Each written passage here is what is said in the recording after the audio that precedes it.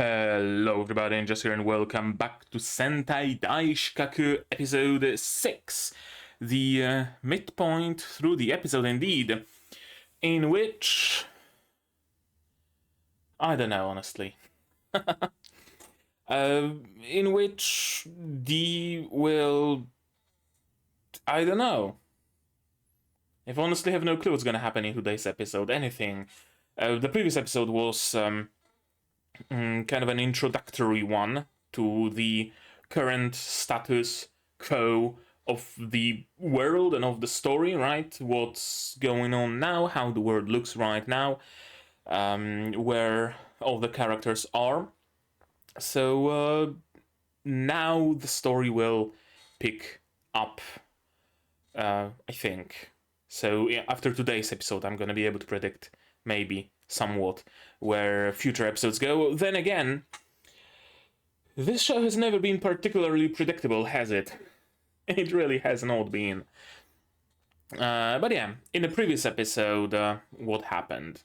Dee finally got to the colorless ranger candidate thing place, right? And he met his fellow colorless rangers. A couple of characters there. Most of them more or less friendly, but a couple of outliers were very much not. That was Ranmaru, I believe, and I think Tsukasa and Kai. I think. I'm not sure. We've only seen them once, so I can't really put the name to the face quite that well yet. Or indeed remember who was it exactly. But most of his, or well, to be more precise, most of Hibiki's fellows are more or less friendly towards him, but some of them are jealous, mostly. Jealous of the fact that he was the one to actually defeat a monster, even if it was just a grunt. Hibiki did defeat a monster, and you know, oh, you think you're all high and mighty because you defeated a monster? Well, I'll show you yet. This kind of an attitude is present in some of the other characters. We also learned that Hibiki in his room is housing a fighter. She's named XX on the list of characters, so I'm gonna refer to her as such. And she's one of the like original ones? Question mark? Because she calls Dee and his ilk as not stragglers. There was a specific term she used here, like essentially like remainders, right? Remnants. I think maybe something like that. In any case, it points us to a situation, to a fact where she's one of the OGs who fought alongside their bosses, whoever those bosses might be, and they fought to their last breath. Meanwhile, Dee and his friends are the ones who are left behind, who surrendered, right, who are doing the bidding of the Rangers, and thus they're a disgrace. But Dee convinces her to, remain calm. I have a plan, right? I'm gonna do something about it. He engages in some really nice, like, double speak in his talk with Hibiki's sister, right? Talking about, killing and fighting, and oh yeah, I want to fight, so that could be taken as I want to fight the Rangers, or I want to fight the Dusters, depending on the context. That was nice. That was very nice. And we have also met Hibiki's sister. She's wheelchair bound nowadays after meeting God. And she's a part of the Ranger crew. Why would she be a part of the Ranger crew? Well, she's motherfucking pink. That's why. She's the pink dragon keeper. And she has a huge brother fetish. She's broken.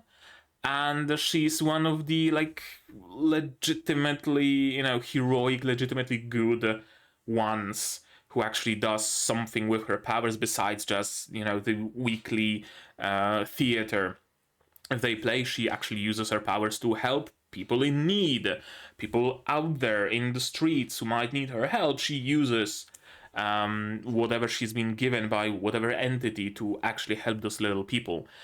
But she doesn't want to stand opposed to Red, of course, because then she will lose her powers, if not her life. And without her powers, she's not going to be able to fight the good fight. So she'd rather do the theatrics once a week and keep her powers to actually help people, rather than stand opposed to the theatrics and lose her ability to fight the good fight as well. So that's a very interesting moral dilemma that she has. And she knows that Hibiki very much wants to change the Ranger Force, wants to change the Keepers, if not destroy them outright. And she even fears that they will stand on the opposing sides of the barricade eventually. She'd rather it not happen, but it very well might. Another interesting tidbit is that her and Hibiki were raised by a former Blue Ranger. So we know that one generational swap has already happened by now, which is interesting because I thought that the current Ranger Force, the current Keepers, were like the first ones, but apparently not. We don't really have a time frame, I don't think, do we? As for how long ago was the fight with the space invaders. I don't know, I'm not sure. We got a little bit of a flashback to the early parts of the war, where one of the leaders was speaking to the Dusters, and one line in particular stuck out to me. We will take back this planet. Which kind of sort of implies that Earth was kind of belonged to them, but humans somehow took it over, or I don't know, something along those lines. Could be interesting if they lean into that a little bit. We'll see where that goes, if anywhere, of course. Anything else about the previous episode? I think that covers it. Yeah, I think that's about it. So how about we just watch this one, right? To do that, we'll need your subs to follow along with me. I'm gonna need my sound to hear what's going on in the show. And I'm gonna have to ask you for support. Support the channel if you want monetarily on Patreon, YouTube down below, or not. Share my content, spread the word, cost you nothing, helps a lot. And with that, we can start watching Sentai Daishikkaku episode 6 in 3, 2, 1, go.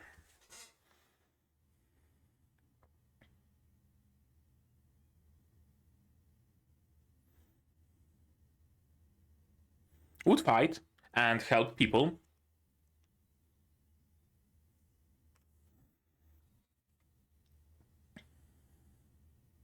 Yeah, I don't think they care about the civilians particularly much. Also that, yes.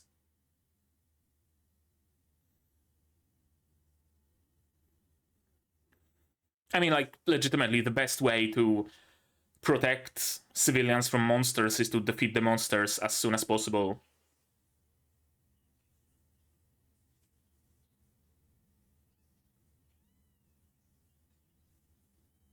Will you be able to?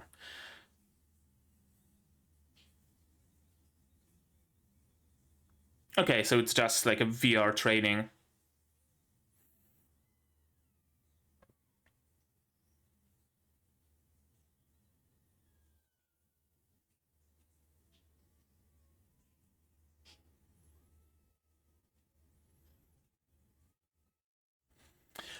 Oh, yeah, the mindset of just accumulating kills instead of actually doing your job.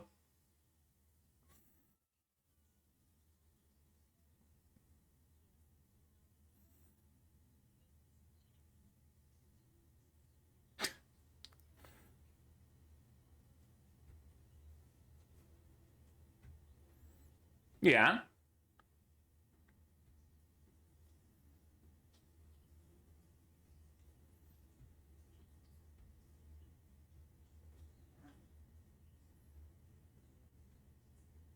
Oh, really?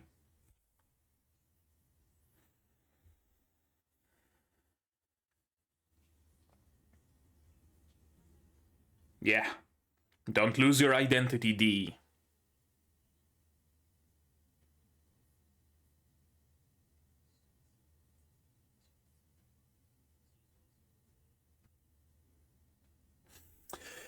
I wonder, actually. I wonder if he's gonna have a bit of a change of heart. Right? Like, oh, some of the surface dwellers are actually nice. They actually don't want war either. And if the whole situation can be solved peacefully, they would opt for a peaceful resolution. So, you know, maybe side with them. Or have them side with me, rather. I wonder. Like, D is getting along with humans surprisingly well for someone who claims to hate all surface dwellers.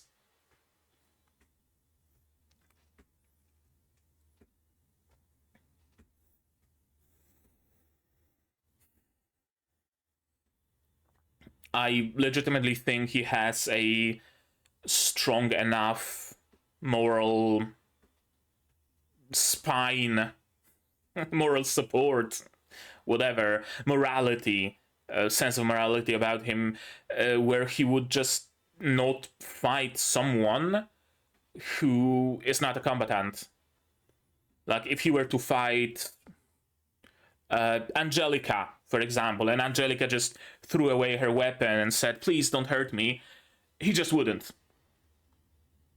I really think he's this kind of a character, but, I mean, we'll see, right? Time will verify.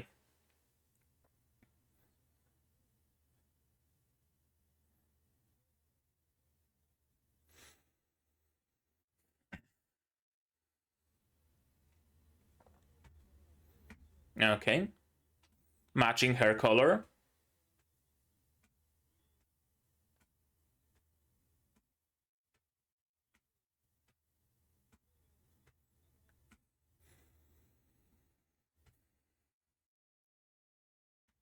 Red.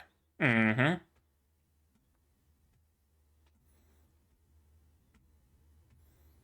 Every group has at least one character that has at least one characteristic in the color of their assigned group. Okay.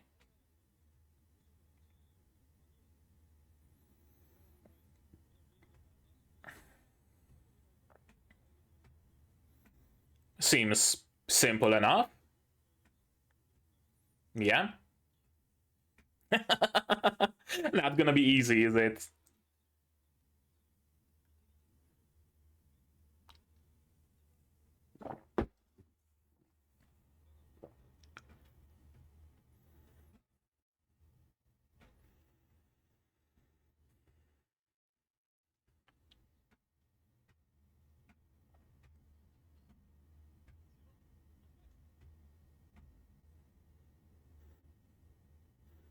I love how everybody is treating the whole, like, monster fighting, monster extermination so seriously, while we know that it's just fucking theatrics.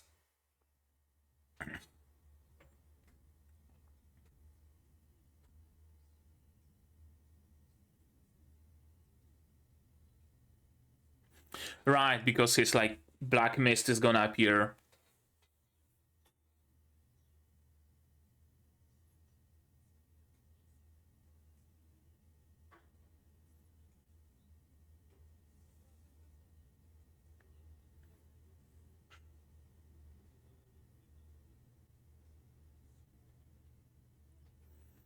Is that a rule? Okay, I guess it is.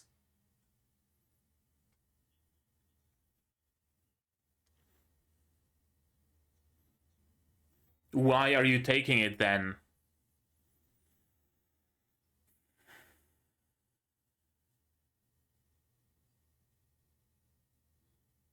Oh. Hello.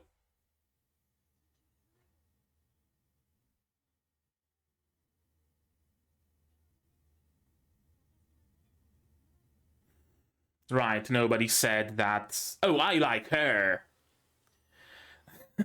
Nobody said that, you know, yellow has to fight against yellow.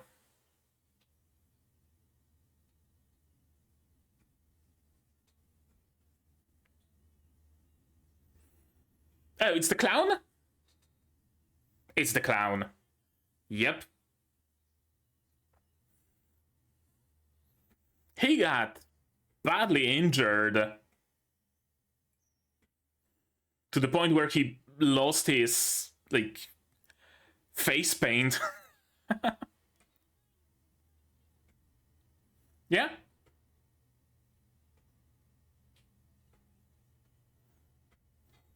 Oh? Yeah, I mean, that's good thinking.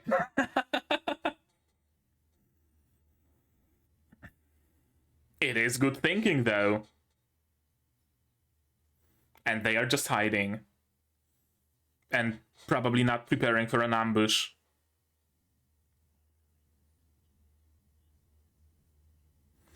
Yeah, but you had access to explosives and stuff. Now you only have your sword.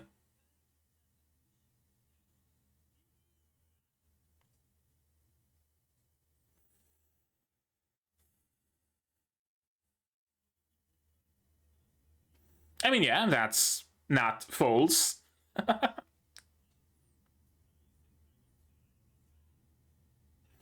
But he's still a third grade ranger, so he's still stronger than you. Yeah, he might have lost to a Grant, but you're not a Grant.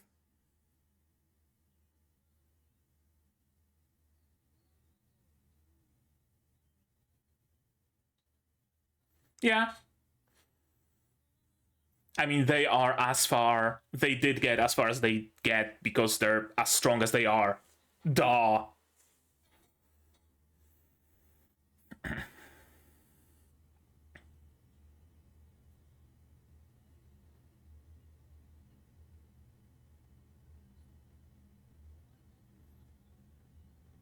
Oh, they know each other.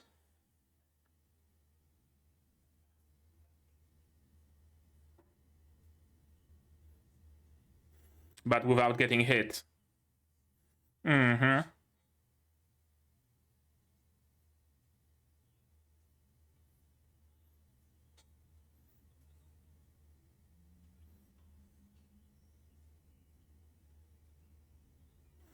Yeah, you're gonna need it because every ranger has it. So if you want to be a ranger, you need to have it. Okay, that's cool. It's shape-shifting.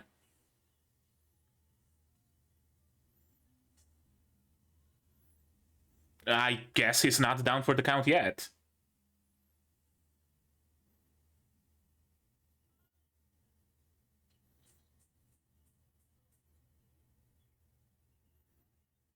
Shoot!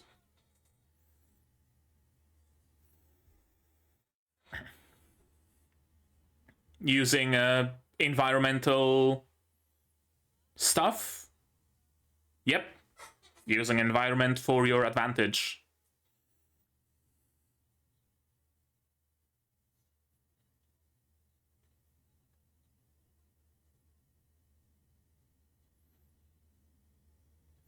Well, then you're gonna fail the exam and you can forget about being a ranger. No matter what it takes, unless it's teamwork, then no, I'm not gonna do that. You know, like a specific monster that killed his parents or something. Probably.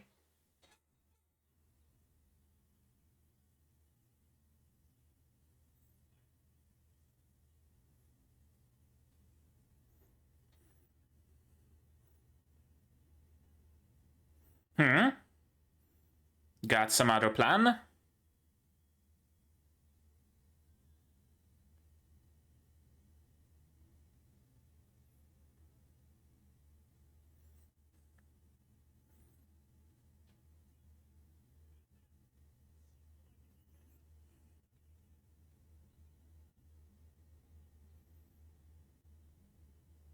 I mean, fair. He's probably gonna circle around and get the clown from behind.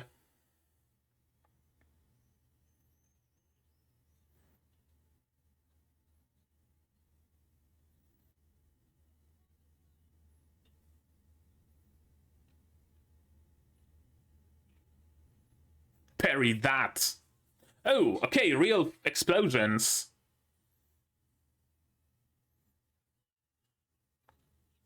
Yeah, I mean, very good question. Yeah. Again, very good question.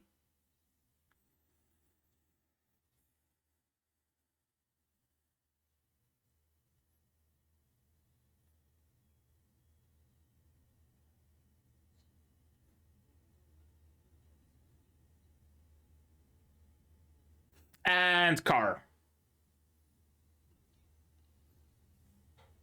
Car indeed. Whomst. Oh, it's the... Oh, it's this girl. Yep.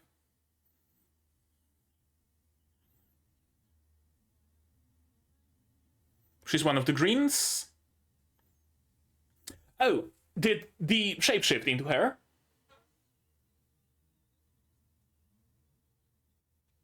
I guess not.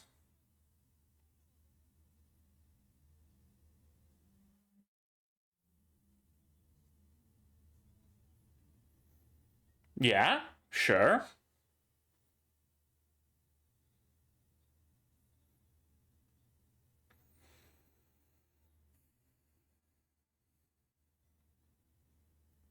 Huh.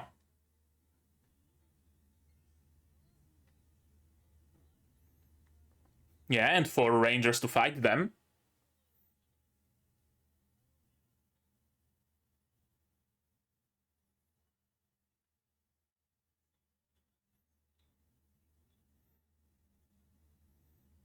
Okay, he finally got someone who's willing to play alongside.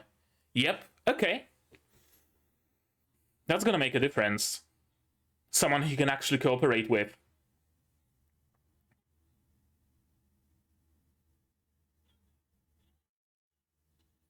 Draw? Why?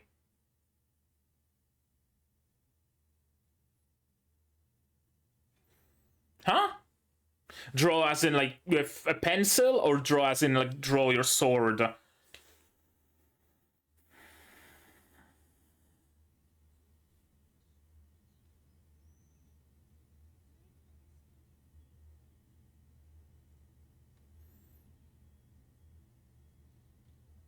I guess draw as in draw their gun?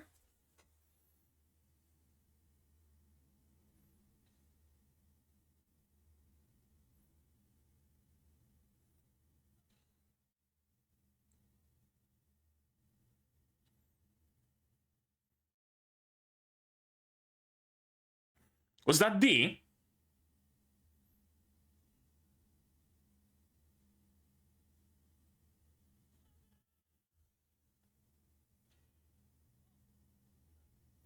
And this is D as well. Right? Right.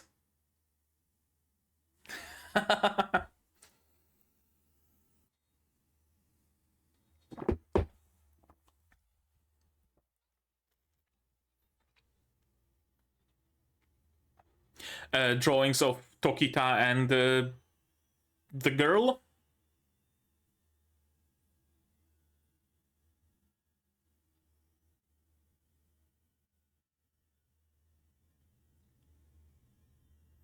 Mm-hmm.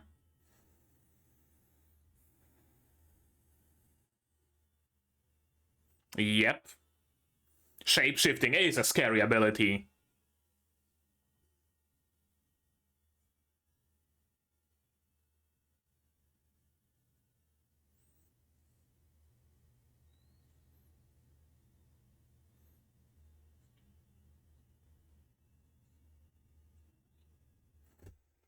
Yeah, he's sowing discord between them. I mean, that's a valid strategy.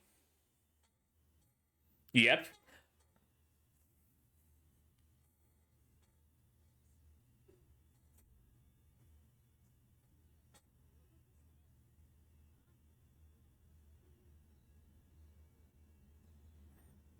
Ooh, what was that?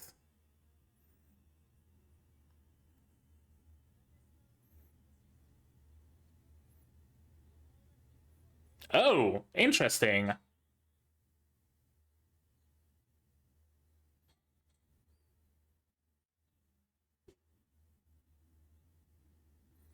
mean, 2 are already following him, so you might as well be the 3rd.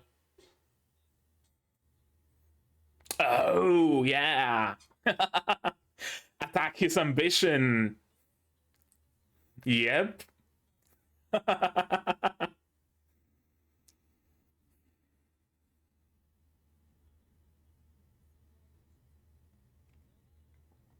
Yep.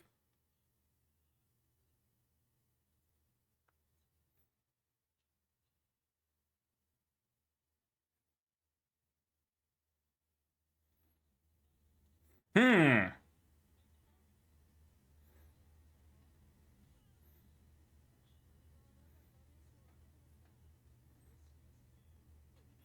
Oh, right, his left eye is bandaged up.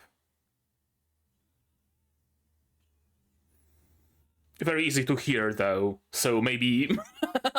maybe skip calling out your attacks.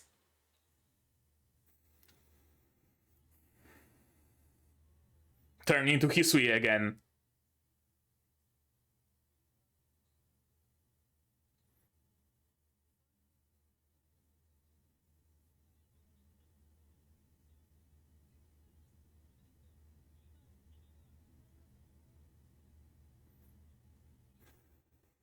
Hmm.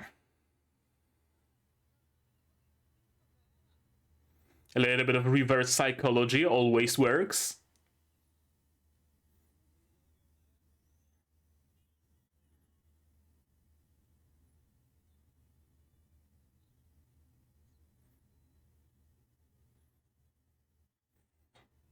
Hmm?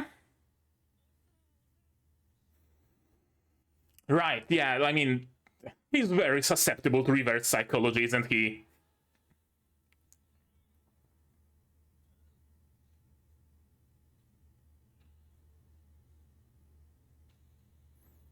Okay, he's kinda strong. Yes, he's a simple man.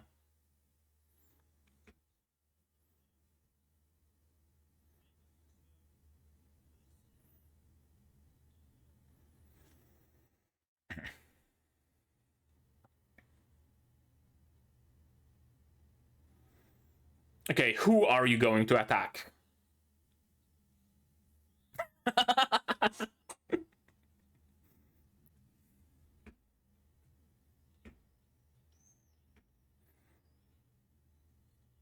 Yeah, I mean, she's higher ranking than the clown for a reason.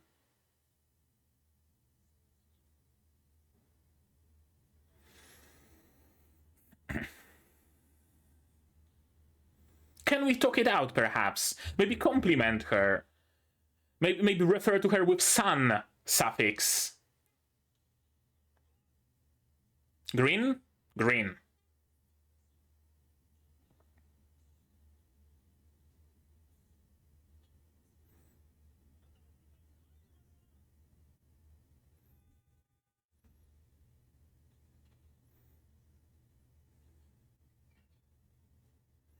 Hmm. I don't think that's gonna be enough, though. Yeah, don't get cocky.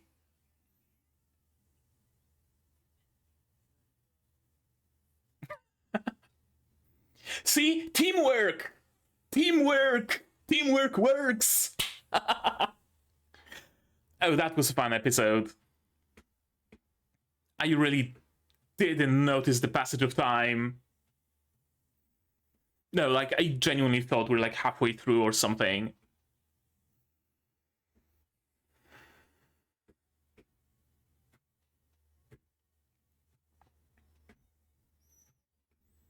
That was a very fun episode. I really enjoy the fact that the fight here is as much about strength as it is about wit. Or perhaps it's even more about wit.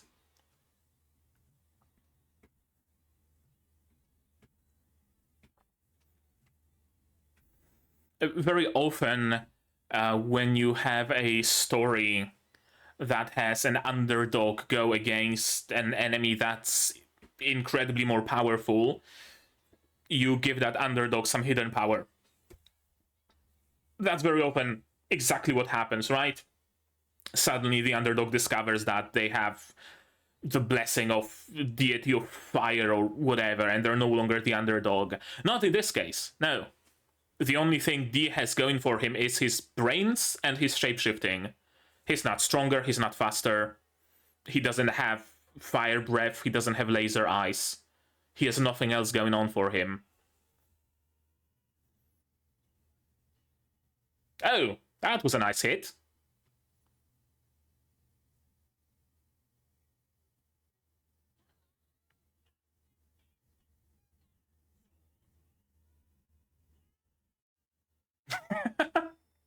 Time's up.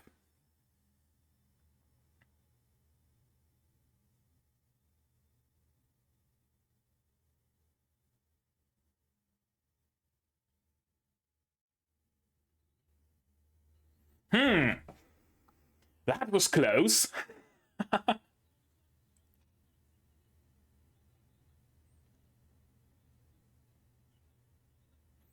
The zigzag road, huh?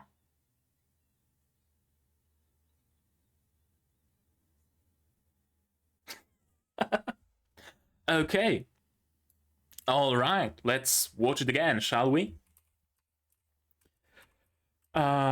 This initial scene here really, yeah, this really reminds me of Kaiju Hachigo, Kaiju number 8. Amazing show, by the way, that's also airing this season. Highly recommend it. One of the themes as well, there was also an exam in that show. That's not like huge spoilers, so whatever, but you know, just in case. There was also an exam in Kaiju Hachigo, and the main character was not the strongest.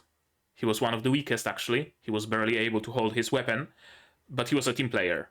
He notices that, oh, that team is doing badly, so they need my support, and I have a knowledge about the kaiju. I know where to hit them to hurt, so I'm going to provide them with my support, right? I'm going to look out for the corpses of the kaiju and dispose of them so that they don't, you know, explode behind us.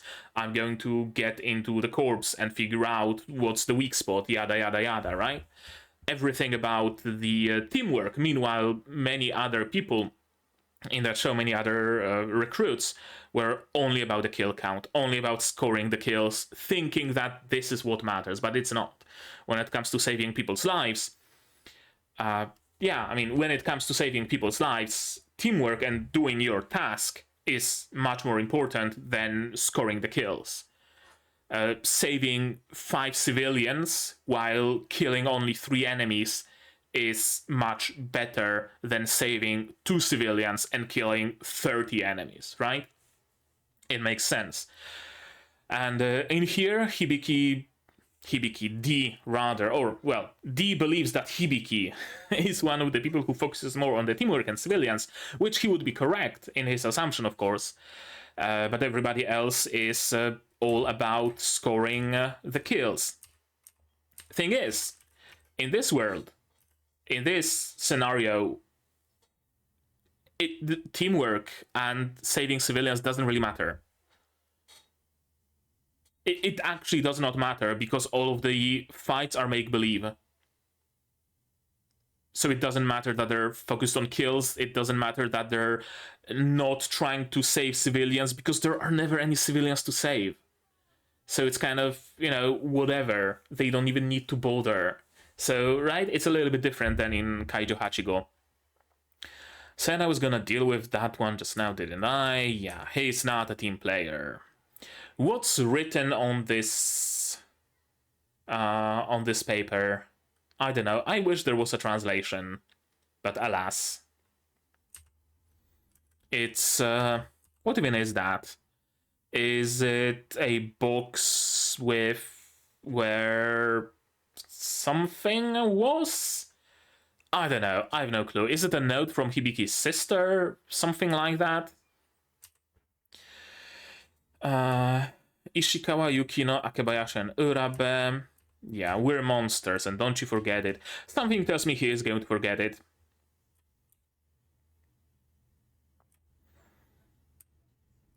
Those two are legitimately studying. Come on. Yeah. You'd think that they're just muscle heads, but no, they're actually picking up some books and doing some writing. She's doing some exercise, she's doing some wallowing in self-pity, he's doing some self-doubt, he's pumping iron, and she's blogging on Tumblr or something. Ooh, 2 gold rings, wedding rings. His parents died to a monster, and those are his only memento of them. And he wants to take revenge on the monster who killed his parents. That's why he, yeah. Yep, exactly the case. OP, OP, OP, OP. 5 different types, yeah, makes sense. 5 groups. Let's see them in order. Pink, yeah, both have pink hair. Matches perfectly. Supporters, pink are supporters. Green are stealth specialists, and she has green hairpins. Meanwhile, he doesn't have any green elements, unless his eyes are green. We don't know that, they're closed. Then we have yellow, and he has a yellow streak in his hair. She doesn't have any yellow elements. And yellow are the brains. And the short guy has a blue bandana, while the other dude has nothing green. And they're management specialists who look at the big picture. Sure. Yeah, I mean, those people are perfect for looking at the big picture, aren't they? And red, again, Hibiki has red elements in his design. Monster extermination specialists. Defeat 5 monsters. Take a key and escape from the field. Right. Teamwork is necessary.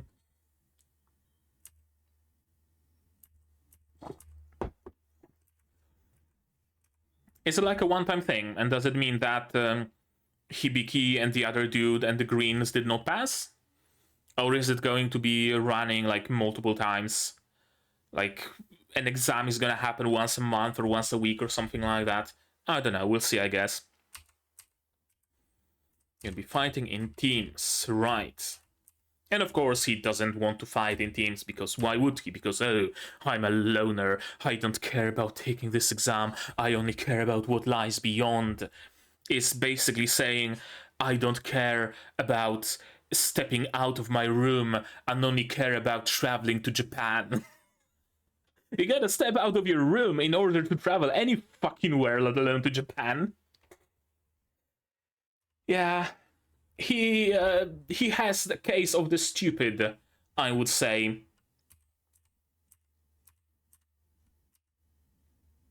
Ta-da! The monster makes his appearance. I'm gonna be honest, I like this look on him much more than the clown makeup. If he took off the bandages and just left the mask, it would be so much better than his clown makeup. Hell, even with the bandages, it's an improvement. It really is an improvement. I like the music here, by the way.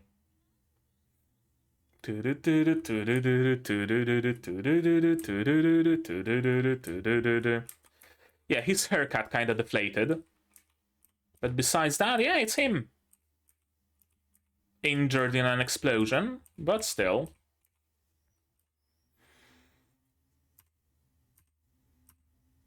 Yeah, she's taken out temporarily at least.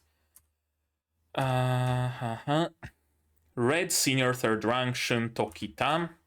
The one defeated by a mere grunt, by a mere fighter. You dare be here, you disgrace. Well, you generally should not be trying to shit-talk people you're much weaker than. Because, yeah, I mean, he might have lost to a motherfucking explosion. You try to not lose to an explosion, my dude. But you're still a recruit, and he's still 3rd rank. So he doesn't need a weapon to defeat you. That's the reality of it. And you got way too cocksure for your own good.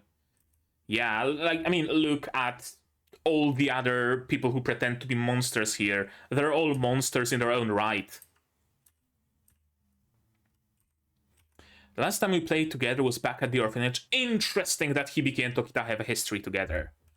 History in an orphanage where Hibiki is probably being bullied by Tokita. Yeah, this can change modes, and of course he's still in the fight. But still not willing to cooperate, of course. No, I'm not going to fight together with you. And yeah, exactly. Reverse psychology. He's so incredibly easy to read. Kai is so incredibly easy to read and so incredibly easy to manipulate. Like, you would have a fighter standing on, like, the other side of a fucking crevice, taunting Kai. You can get me, you can get me, you can get me, and Kai would just fucking run and plummet to his death. Because he can't let a fighter taunt him. So even if it ends up with him falling off a building, by God, he will.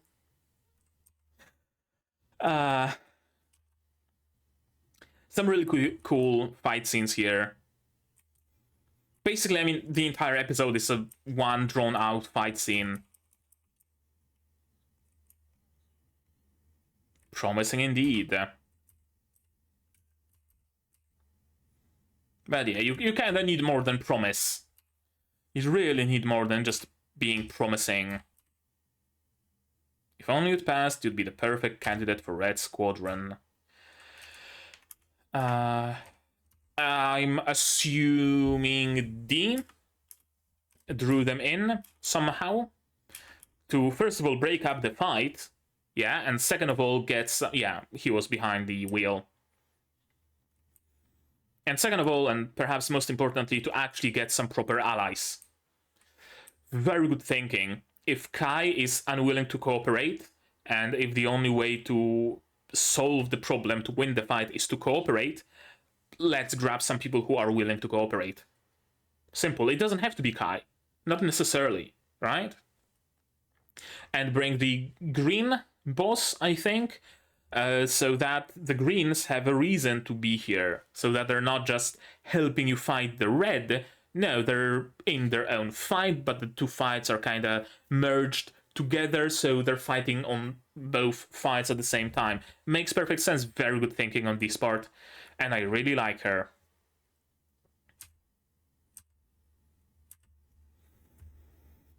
Everything the winner does is forgiven, while the losers are as good as dust. I mean, sure, that's a fair assessment. What's she doing?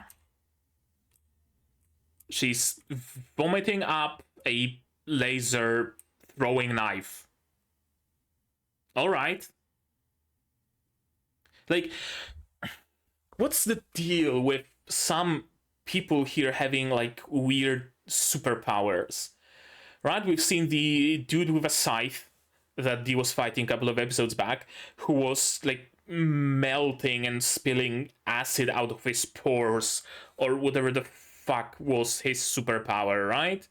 Now we have her, who's able to store items in her stomach and vomit them out. Or I thought that it's mostly, like, you know, technology that gives them power, like technology bordering on magic, but still, rather than them themselves gaining superpowers of some sort. Like super strength, that's, I don't even count that as a superpower at this point, but like weird shit like that, I really did not think that it would be a part of this universe, but apparently. I wonder if there's an actual explanation behind those weird, like, biological powers that some of them seem to have.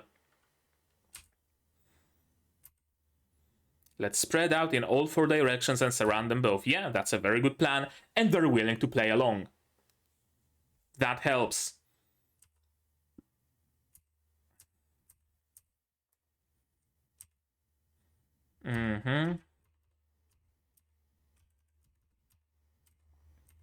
And And yeah, sow some discord between them.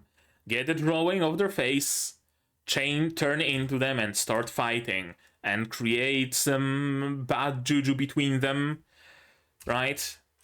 Actually, did she not notice that Tokita's weapon is now blue instead of red? That's a detail, right?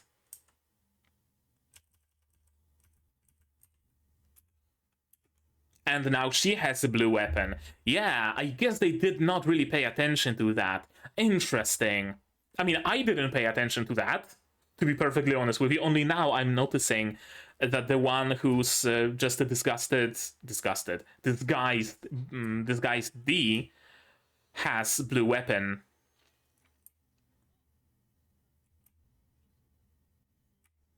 Yeah. Make them fight against each other. Sow some discord between your foes. That helps a lot. I'm guessing it's not heterochromia, but rather her right eye is fucked up. It's like whatchamacallit? Fuck, I forgot the name of it. But basically the like lens of your eye becomes like smoky, like milky white, and you can't really see well. Can't remember the name of this condition, but yeah, it's a condition and that she probably has, maybe due to some trauma when she was attacked by a monster and something shifted in her eye, or maybe she was born with it. I don't know, something. She's cute, she's cool, she's nice, I hope she survives. You're better off quitting Rangers and becoming an artist instead. And they are very, very helpful. Time to let the imposters know how scary the real deal is. Yeah, I agree with what Dee's saying here. They are not scary. They're just strong. Strength, yeah, can be scary, absolutely. But they're not scary in and of themselves. Fighters are scary. D, most of all, D is scary. You never know who he is. He could be standing next to you. He could be a person in the crowd. He could be one of your team members. He could be the civilian you're trying to rescue. You never know. And from everywhere, he can attack you. And you have no recourse. And if you slash him, if you kill him, if you destroy him, he will be back. Unless you use the like special relic thing, he will be back. And he will be back as a civilian, as your team member, as a barista at your local Starbucks, adding cyanide to your coffee. That's scary. He's not going away, and he can be anywhere, and he can be anywhen, and he can be anyone.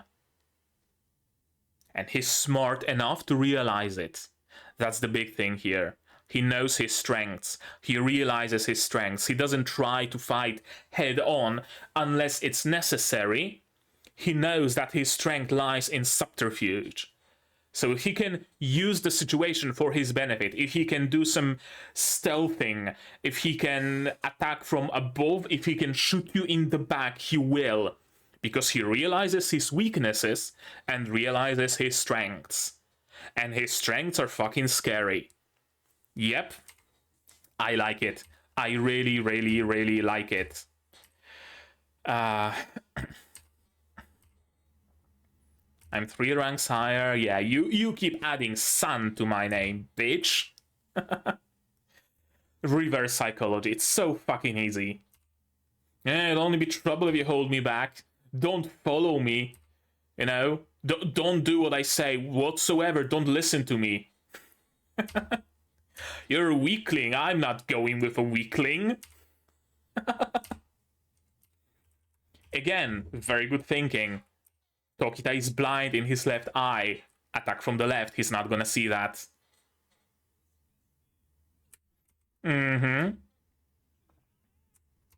Invisible shots. Is that all? Yeah. No, you mustn't come. You're only gonna be bothering me if you're here. No, absolutely don't come here. You're just gonna be a liability. Oh yeah, let's see who's gonna be a liability. So easy. So easy. Yeah, I told you to get back, didn't I? I said not to push, you'll push. Yep, predictable to a fault. And now they are reluctantly fighting as a team. It's just one punch after all that, so it's not really worth it.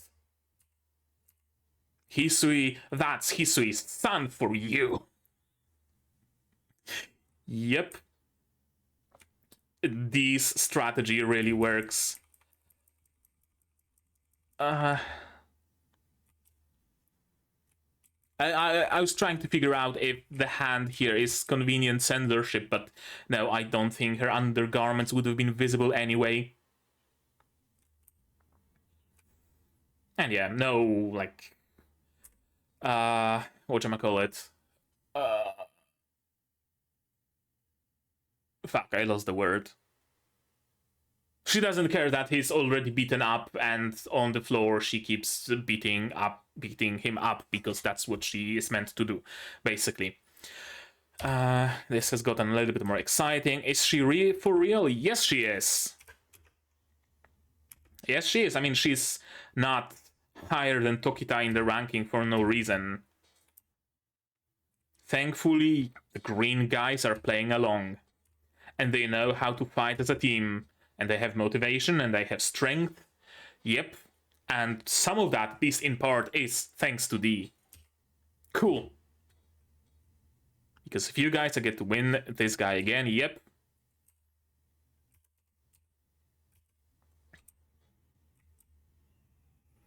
And again, unwitting cooperation without, oh, I will never help you, but I'm going to hold this dude down so that you know, because that's the only thing I can do. I'm not doing that so that you can strike him. No, no, no. I'm, doing it out of my own selfish desires. I did not expect the continuation of this fight to be in an after-credits scene. I'm gonna be honest. That was a very nice, oomphy, punchy hit. Oh, that's some great sound design.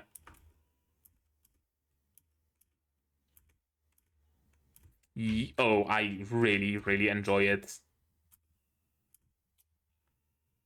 Come on. Ooh. Yeah, I really like this hit. Some great effects, great animation to that amazing sound.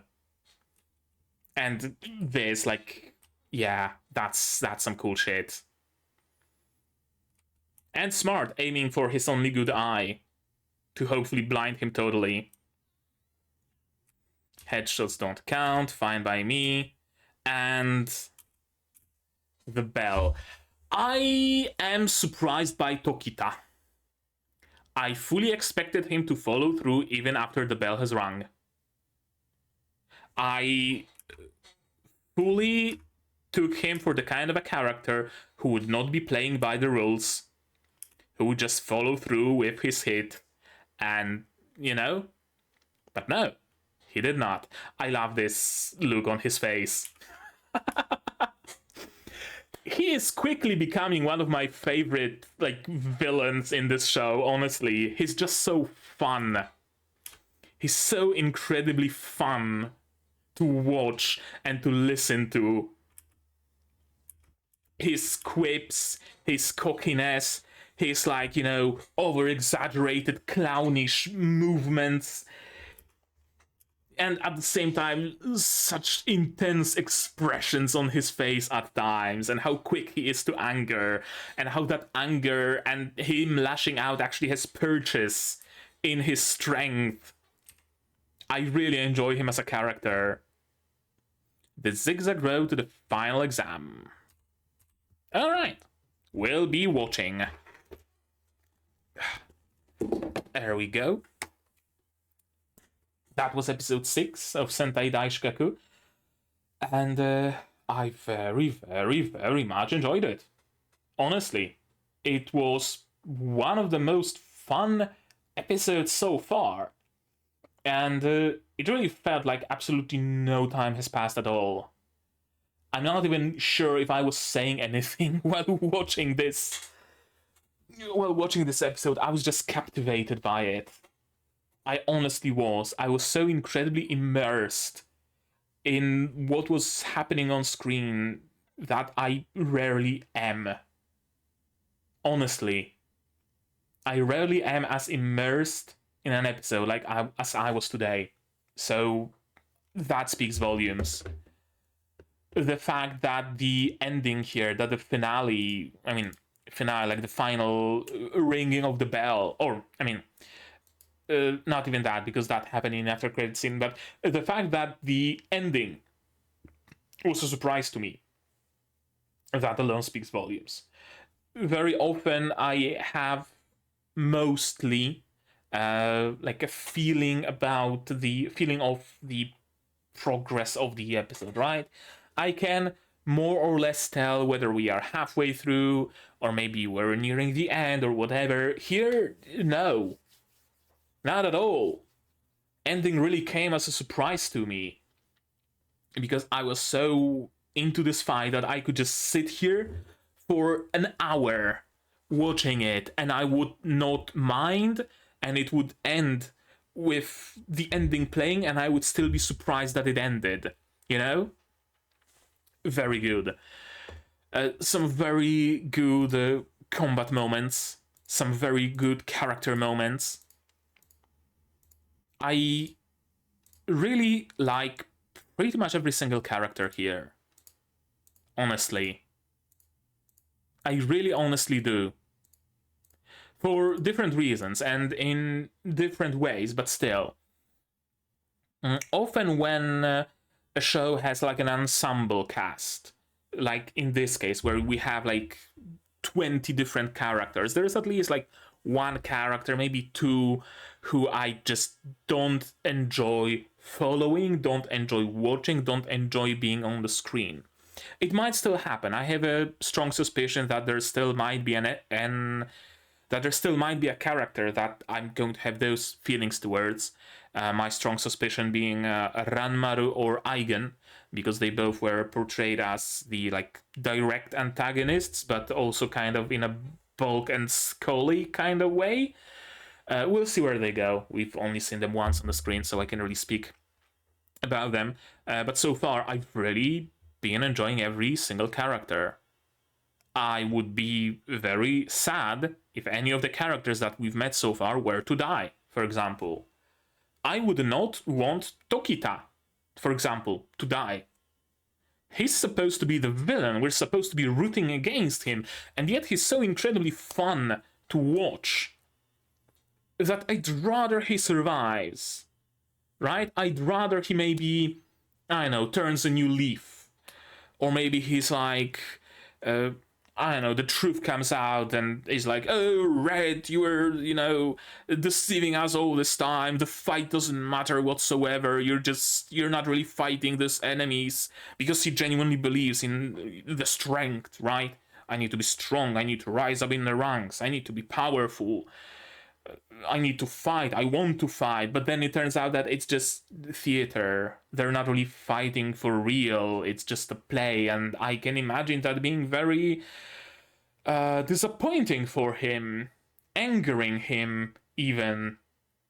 I'm wondering if that's maybe why he doesn't rise in the ranks, because they know that he would be very much disappointed in the truth.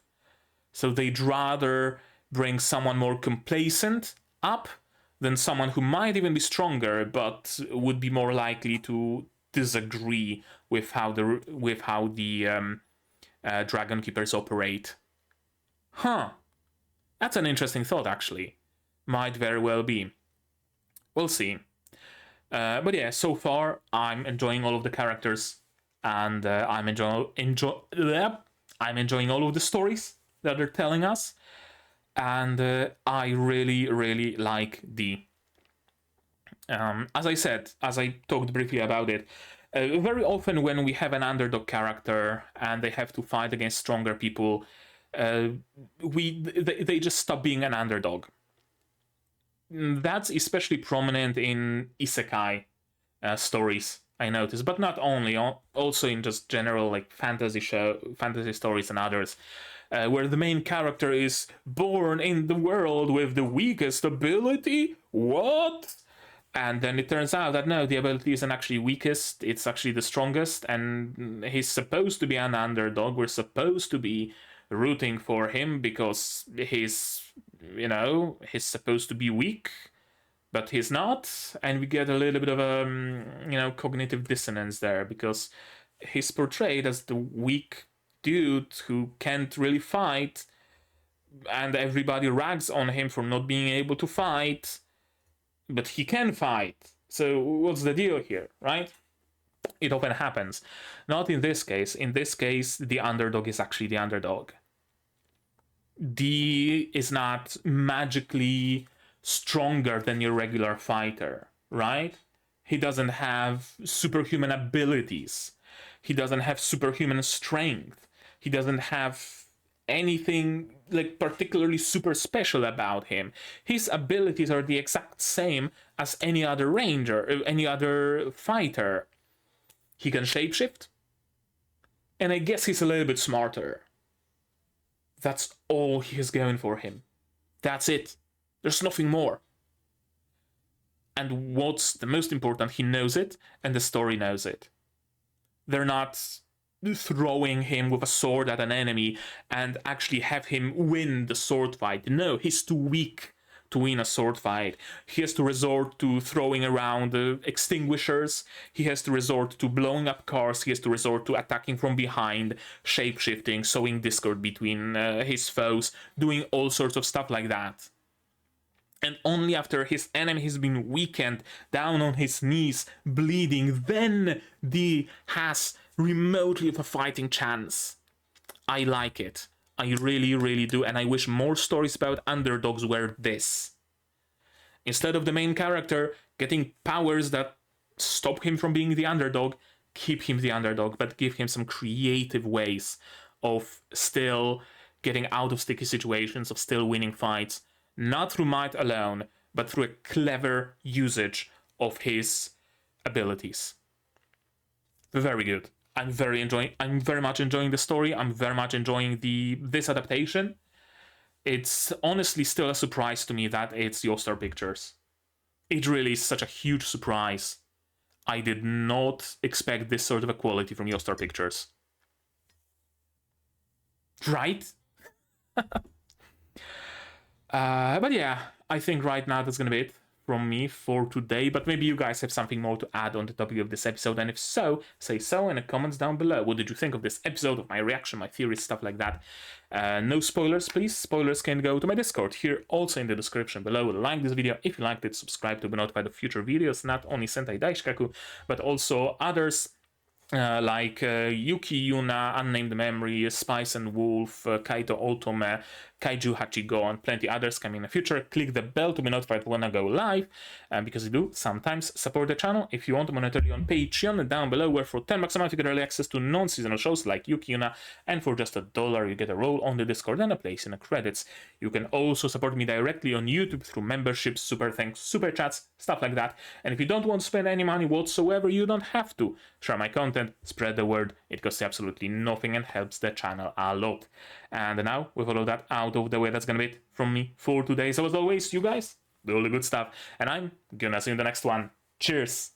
And here's my one for Patreons: QB, Without a Net, Zeren, Yuki, Ala, Ishtamu, Dr. Word, Akamancer, Marsh, Fassel, and Hans Peter. And you can join them if you want without having to blow up any extinguishers.